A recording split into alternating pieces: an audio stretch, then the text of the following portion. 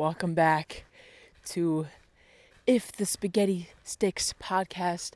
I am your host, Lauren Ruggiero, and what makes my podcast so special is that I walk and talk because of my ADHD brain. So welcome as we continue forward with this brand new episode, number 5. I have a Patreon page if you guys want to check it out. I do videos on there, weekly videos, and I also do photos, and I also do shorts too. So if you want to go check out that content, you're more than welcome to. I would really appreciate the support as I am moving again. So obviously any little bit helps. I'm honestly surprised that I have made 5 podcasts. Usually when I start something, I start something and then I get tired of doing it. So then I just let it die.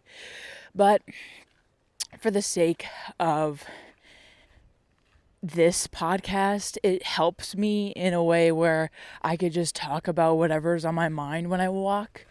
And it helps me. So honestly, it's not even for podcasting in general. It's just for me, my brain. It started as a thing where I just wanted to get my thoughts out, my brain things out.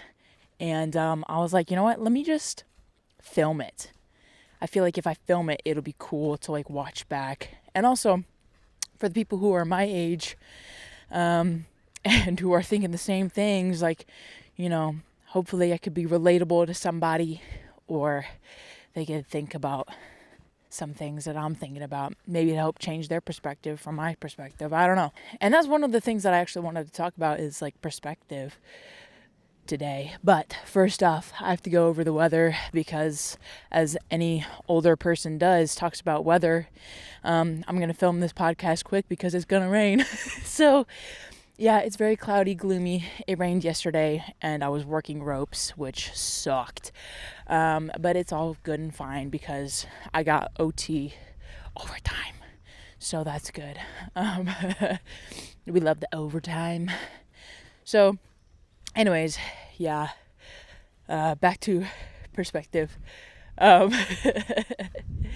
I am a stickler for perspective in a way where I always try my hardest to look at things from a different perspective.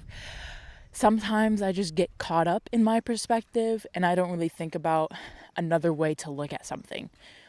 Hence, which is why I get so frustrated at something, because I fail to look at it from a different angle, a different way. So I just get frustrated because my way is just not it. My perspective is not working. So, it's hard to change that perspective. And it's hard, to try and look at things from a different perspective and to kind of feel, if you're in a conflict with somebody else, feel their thoughts and opinions in their shoes. So it's really hard. And I honestly I wanted to get a tattoo of perspective on my arm just so that I get a daily reminder, instead of getting angry at something, to look at it from a different perspective. What am I learning from this? How is this impacting me? How is, this for the better? Because, sometimes us as humans, we fail to look at things from a different perspective most of the time. There's a family of deer just looking at me over there from a distance. Hi, guys. They can definitely hear me from here. Anyways, in terms of perspective, I wanted to bring up this question that I saw. It was the question of, does creativity arise from happiness or from suffering? And that was a mind-blowing question, because when I was in the most depressive states I've been in my lifetime, 22 years, I turned to art as like my saving grace. I always do. That's just how it goes for me, because I think visually. So I have to create, and I usually create like the best stuff when I'm struggling, when I'm stuck, when I'm sad. Literally, I create the best stuff when I'm suffering, right? And I used to think that my depressive episodes, or like when somebody broke up with me, I used to think that that was like go time for me. Like that was the time to like create and push out all this content and like, just lose myself in the work. And I did. I did. And I think that doing that helped make the work better, because when you're making more content, like continuously, you automatically are going to get better because you're continuously doing it. You're practicing it over and over again. So for me to do that and say that is kind of, yes, suffering helps creativity, but also like when I'm in a bad space, I just lose myself in work, because that's the only thing that kind of gets me out of that state of like, get me out of my head right now. So I just lose myself in the work. And when I'm happy, right, the other side of it, I'm doing great, feeling good. I do create content. However, it's not as often, because I'm happy and I just want to soak it up for myself and like soak it in like a sponge. And so I don't really create as much content when I'm happy, because it's like, I'm relaxed. I'm in a state of pure joy, and like I'll create stuff, but it's not gonna have that emotion into it. You know what I mean? Like when I'm sad and I'm suffering, I'm like, I want the audience to know what I feel like right now, like what it feels like to lose someone, or what it feels like to go through something just because your brain doesn't like you. Like, so I put more emotions into it when I am in a state of suffering. And I think when I'm happy, I just kind of create a solitude of happiness in those videos that come out. Like there's just one emotion, and it's for like a couple videos in a row. And it kind of gets repetitive, I guess. And so the way I look at it is like, when I go back and look at it, I'm like, oh, this is just like happy. It's just happy. There's no conflict, right?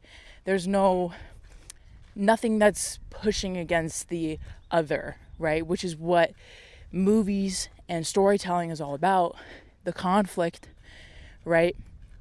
So I think I do create better things when I'm suffering, because I have that conflict to go up against. So because I reflected on this question quite a bit, I think that like when I'm happy, I still kind of have to look for that struggle a little bit, even though I don't want to, because I want to like bathe in the happiness, right? That moment. But I also have to, if I'm making a video or if I'm creating something, I have to look for that opponent, right? And maybe not in the sense of like I'm looking for bad things in every happy situation, but more so like, this is also happening. It's not great, but I'm going to focus on this happy thing instead, kind of deal. So now whenever I'm in a happy state, I try to look for some of that pushback to capture, but ultimately I focus on the positive. So now when I create something, I have that little bit of pushback, which is interesting, but I also focus on the happiness part of it. So it's not all just about happiness, rainbows and sunshines and butterflies galore. So it has that conflict resolution ending type vibe.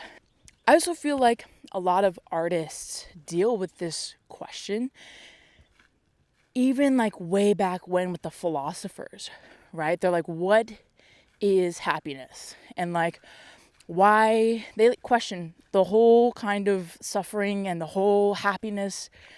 They question it, they deep dive into it, they make their little philosophies about it. And I think the question differs for every person, for every artist especially. Artists look at this question and they're like, well, I mean, we create through all of the times, right? But the work that is the most influential, impactful is that time when we put so much emotion into it. So I think that whether if it's happy emotion or if it's that struggling emotion, I think whatever they tend to focus on as the artist, that's what answer they're going to choose, whether it's happiness or suffering. And I think for a lot of artists, they focus more solely on the idea of that suffering. Me personally, when I look at art pieces and like paintings and drawings and photography, it's more of the times that are struggling that are most interesting to look at, because again, it's got that emotion into it. It's got that conflict. It's got, terrible times. And it also makes you feel better as like a viewer. Like, oh, this person is going through it too. Like, they get it. They understand. Like, I am so happy that another person can create something where I can see myself in it. And I can see myself going through the same emotions. And I'm glad that somebody else in the world feels the way I feel. And so I think for artists, they capture both moments, both times, happy and suffering. And they try to, put it into an image or images. And they try to have that pure emotion go into it. So that's a really interesting question. And for those of you guys who watch, what does creativity come from more, happiness or suffering? For me, my answer, I think it's more of the suffering than the happiness. However, they do come from both sources. Yeah. So along with the perspective and looking at different sides of everything, I wanted to talk about more so in-person confrontations, like relationships and even like coworkers and stuff, like having to look at things with a different perspective.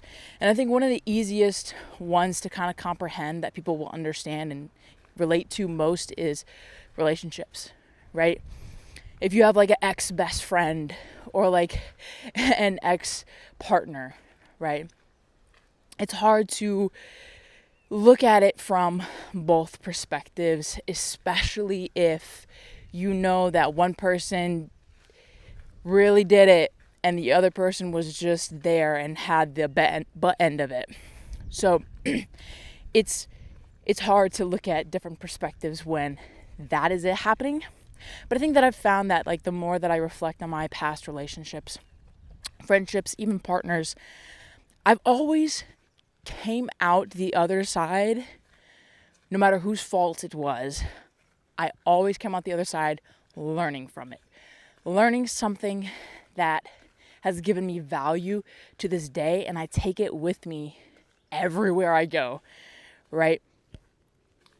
Like a couple of past partners of mine, I learned from a lot of things. I've learned a lot of the intellectual side of me that I didn't know I had. I loved the intellectual and the stimulating, like, go earth beyond questions, right? Like the philosopher's questions.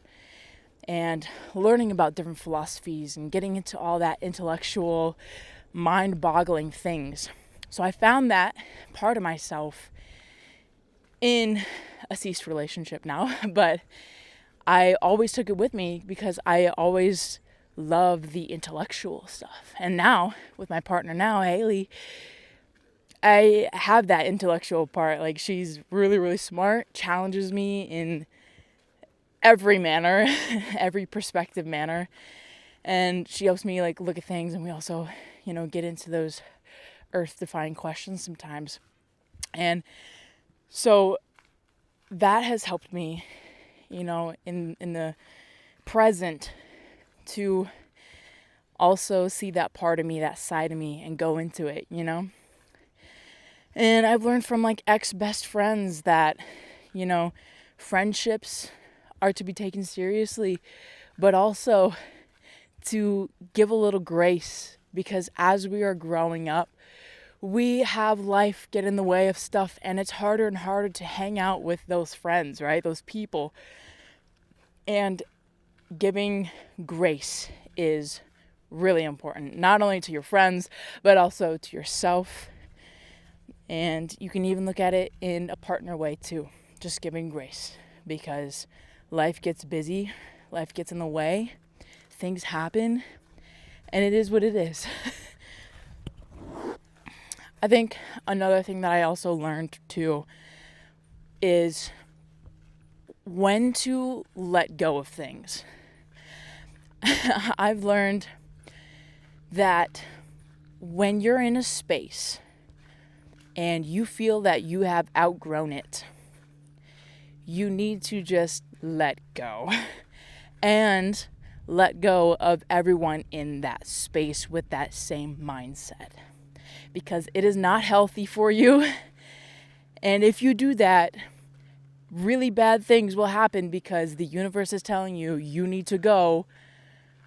So just leave everything and go. Don't start messing with other things in that area, because it's just not going to go well. And that's what I learned. Simply just, if you outgrow an area and you outgrew those people, leave them there. Leave them there and go. That was an ex-partner thing. I've learned a lot of things from the hard way as well. You know, it's a whole bunch of trial and error, life is. And it's really interesting to see and to experience and reflect on and look back at every place that you have been and what you've been through. And taking those situations and learning from them is a huge takeaway. And yes, you may not get anything out of ex relationships in general, but you'll get out a good learning experience. And you'll also, if you look at it from different perspectives, you'll get even more out of the situation. And I would say it's not wasted time when you're learning, right? Like school. It's not wasted time because you learn stuff, right? Valuable information that is carrying you through life right now. So it's not wasted time. It's an experience. And the value you get is learning from those experiences, and therefore bettering yourself for future situations that you may come across. So again, it's all about the perspective. And when I started realizing these things, I'm like, okay, it wasn't a waste of time. It wasn't just for the fun of it. It was for specific reasons why everything happens, right? And I know that in the moment we're like, well, everything happens for a reason. But if we don't reflect on that reason later, we won't understand it. It'll just be up in the air, right? So when bad things happen, or, certain things go wrong or even go right, it's all about how you look at it and what you can learn from it, right? How you see life is how you're going to live it, right? Life is not coming at you, it's coming from you. So that's always just a little something I like to remind myself. And even though it's really hard to remind yourself daily, that's why I'm going to get a tattoo of it, hopefully. You still gotta push for and learn from the moments. It's such deep talk for this early in the morning. It's 8 a.m. Anyway, yeah. So everything is a learning experience in life, and that is valuable. I also want to talk about the value part of it too. A lot of people are missing their values. They don't understand their values. I used to not understand what my values were. So again, it was hard for me to find myself in life when I didn't really specify on the values that I had. So for an example, stuff that I value my physical health, definitely being strong in that mindset, but I also like to be emotionally strong. I try to be, at least. It's something that I progressively work on every day, all day. Trying to be mentally stronger, trying to be less angry, more understanding, I guess. So I value my physical and emotional health, being strong. I value being confident. I've gotten a lot more confident since high school. Like, I would look back at my old videos and I was like, wow, look at how scared I was. And it's crazy because, like, the more older you get, the more you find yourself, because the more you reflect on these things, right? Like your values. And so I value confidence because I came so far. I'm so much more like confident in who I am, what I look like, and how I act, right? Like, I'm a straightforward person. I'm like a no BS, no drama type person. If someone's talking behind someone else's back, I'm going to straight up tell them to their face. Like, I'm that kind of person, which is why I'm way too soft for California. I mean, which is why I'm way too mean for California to live here. But, being confident and being strong is something that I value quite a bit. I also value kindness, especially in a relationship. Kindness and forgiveness is a big part. That's one of my values, right? Another one is honesty that I value. I value honesty. And if I do lie, it's probably a white lie because I'm like doing a surprise for you or something. But because I, later in my life, previously, I have, seen what lying can do. I have made honesty one of my top prioritized values. So, which also comes with the whole confident thing, like I'll tell you straight up to your face, right? It's the honesty that really comes for you. So I value that. And another thing I value, honestly, is being in control of my financial stuff, right? Being in control of how much I spend where. That's something I do value. I value that planning out aspect, that making sure I get everything organized and that I know where everything is in case of an emergency or whatever, right? So my financials, right, all my investments and things like that, I prioritize. That's something that I value, right? Because, you can't get really far in the world without money, because money always helps. I mean, I'm not hoarding it by any means, but it's important to make sure you're on top of everything. That's just how I view it, at least. So I value that. I also value effort. Effort is probably my number one value, honestly, because without any effort, you're not going to be good at anything. Anything. I'm talking about family, relationships, work. If you don't have effort, you're probably going to fail or be average, right? And I give so much effort. I try so hard to, do certain things, and I try to be, a good family member. I try to be a good girlfriend. I try to be good at my work, on what I like to do. I like to try to be good at my video stuff. So without effort, without giving that 100% effort, you're not going to get anywhere. So that's something that I value. I value family, obviously. That's one of the things I value, because without my family, I wouldn't really get anywhere, because, they're my support system and they always got my back no matter what. So I value family, obviously. And there's, much more things that I value, but those are just the top of the list. So I think knowing your values, especially in your 20s, helps you kind of be more solid in who you are, right? How you act, how you do things, your behaviors.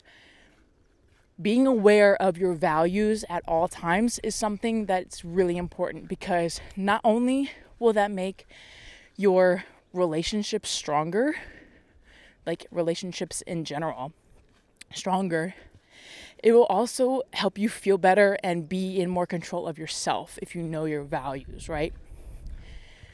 So I made it like a whole thing in my journal about like values. I like listed all my values and I wrote it down, and I was like, okay, I'm gonna get all these things and work on them, because if you don't work on your values, you're gonna lose them, you know? So working on those values every day helps you be more sturdy in the person who you are and also who you want to become.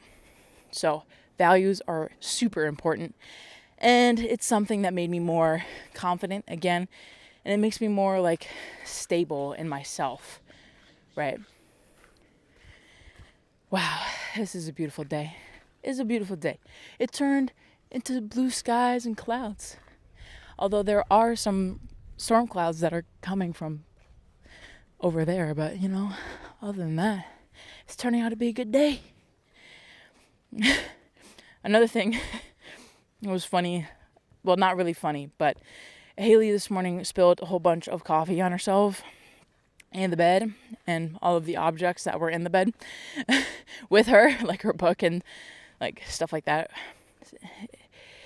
It was quite interesting, but it's hard to take away from those moments, right? Like how I said, perspective on things. It's hard to like really keep your calm in certain situations like that, you know, of like trying to see a different perspective. Like, why did my freaking coffee spill all over me this morning? I don't know, dude, but I guess we'll find out, you know. Maybe it was because of you need to stop drinking so much coffee, or maybe you needed to clean those clothes or those bed sheets. I don't know. It could be for something. I don't know why things happen to us. It's just this perspective, I guess. I called my family this week. I miss them. Sometimes I like at night, because night is always the hardest part for some reason. It's always been the hardest part for me. Maybe it's just me, but at night I tend to just like stress about everything before I go to bed. And so like, you know, I just worry about like my family and my cat. My cat is like 15 years old, and I'm worried that like I'm gonna, like, the last time that I saw her is gonna be the last time I ever see her again, you know? Like, she's getting old, and it stresses me out that like I don't want her to die without seeing me again, you know? So it's just hard, you know, because like anything can happen, right? Car crashes, you know, just random things that can happen, you know. It's really scary. And so I've been like missing my family recently, and you know, it's hard in your 20s as you like move out, and if you have a strong bond with your family, it's, you know, it's just one of those things that happen, I guess.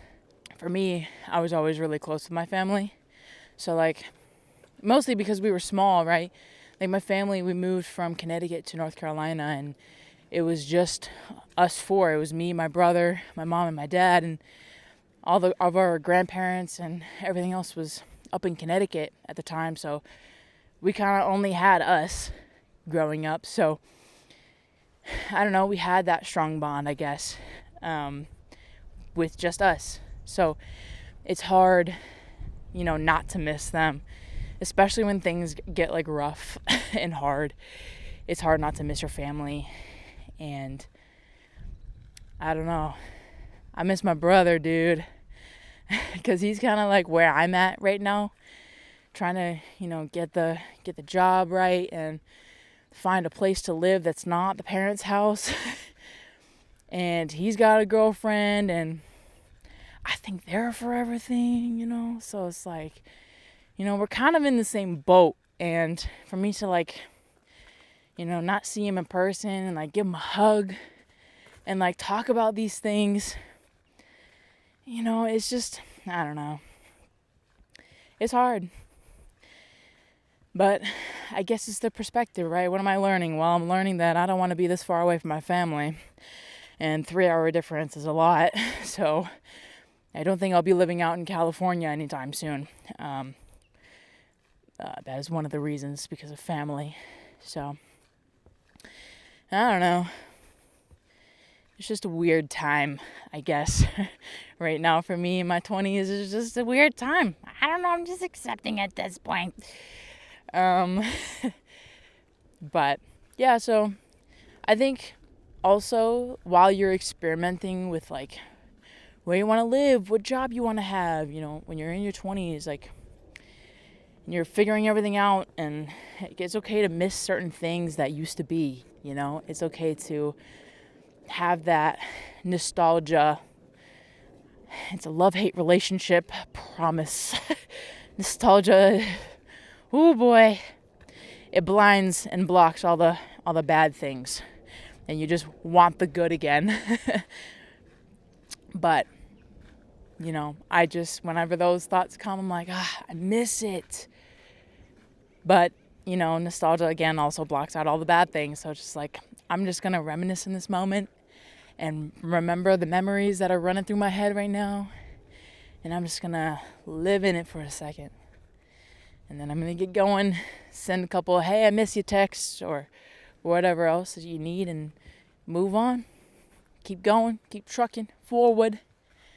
But I'll be home in like a couple weeks. I got my mom's wedding, so that's pretty exciting. And I don't know what that means. I think I gotta like pre-film some podcasts, but yeah, I'm excited to go home, mostly because since my mom's having a wedding, we're gonna have all kinds of family all over, and so I'm excited because some of these people I haven't seen in like 10 years. Like, that's crazy, right? So seeing all these people is A, gonna give me anxiety, but also B, like, it's gonna be nice to see them again, and and tell them all the stories that I got now, because I'm living my life now how I want to, right? I got all these stories in my pocket, and I'm ready to tell them, right? So that's gonna be fun. We'll see how that goes, but I will see you guys on another episode of If the Spaghetti Sticks. I'm Lauren, and thank you for watching. Bye.